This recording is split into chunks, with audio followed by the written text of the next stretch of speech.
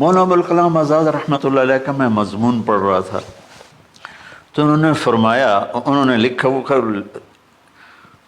خطابت اور قلم کے تو بادشاہ تھے، واقعی وہ ابوالکلام تھے۔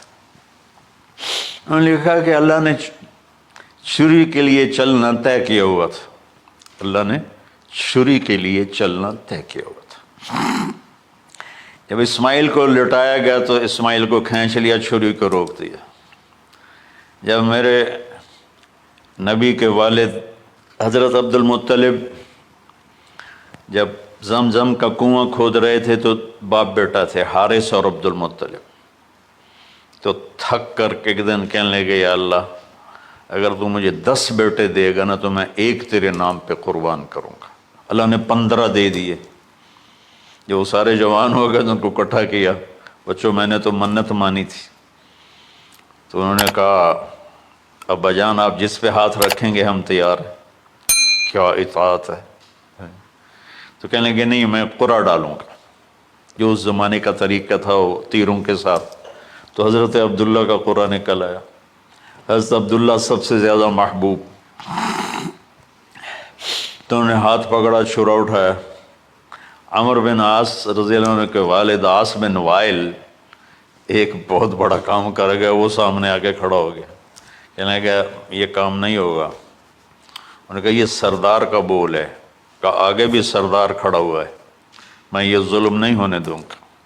سارے مکے والے اس کے ساتھ ہو گئے، عبد المطلب اکیلے رہ گئے۔ انہوں نے کہا وہ جو ہے نا قطبہ کاہنہ نجران میں، وہ جو فیصلہ کرے گی یا عصفان میں وہ مانوں گا۔ کہا چلو۔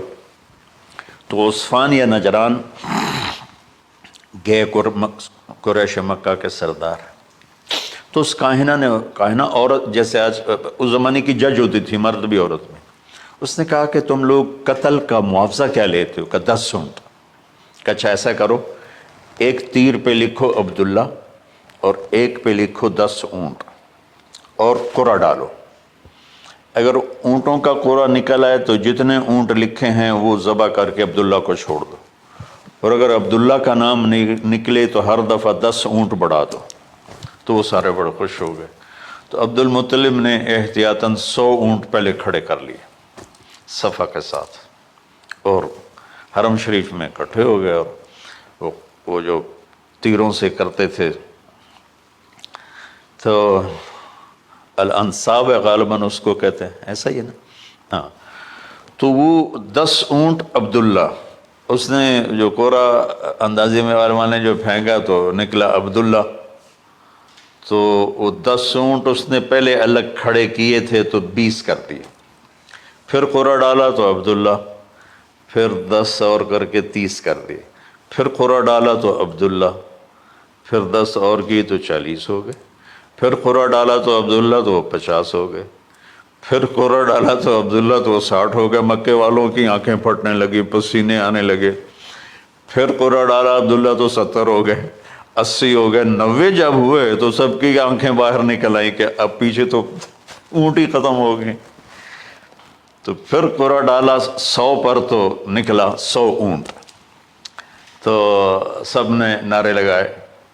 تو عبد المطلب کہنے لگے نہیں میں ایک دفعہ اور کروں گا، کیا تو پھر 100 اونٹ، پھر سب نے نعرے لگائے، کہا نہیں میں ایک دفعہ اور کروں گا، پھر کیا تو 100 اونٹ۔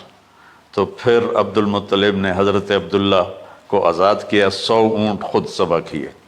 تو ابوالکلام آزاد رحمۃ اللہ علیہ فرماتے ہیں دوسری دفعہ وہ چھری چلنے لگی حضرت عبداللہ پر، تو پھر فرمایا کہ اللہ نے اسماعیل کو نکالا، عبداللہ کو نکالا، لیکن چھری نے چلنا تھا۔ جب حسین کی باری آئی تو اللہ نے چھری کو کہا چلو، اور وہ کاٹتے چلی گئی گاجر مولی کی۔ میرے نبی کی ساری نسل ذبح ہو گئی۔ کتنا کہا اذکرکم فی اہل بیت، اذکرکم فی اہل بیت، اذکرکم فی اہل بیت۔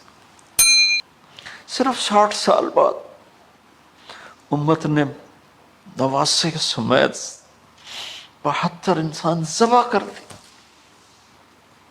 ان کے جنازے بھی نہ پڑھنے تھے۔ اقبال نے کہا تھا نا، قتل حسین اصل میں مرگ یزید ہے، اسلام زندہ ہوتا ہے ہر کربلا کے بعد۔ اللہ سے محبت کرو، اللہ کے نبی سے محبت کرو، اللہ کے نبی کے گھرانے سے محبت کرو، اللہ کے نبی کے صحابہ سے محبت کرو، اللہ کے نیک بندوں سے محبت کرو۔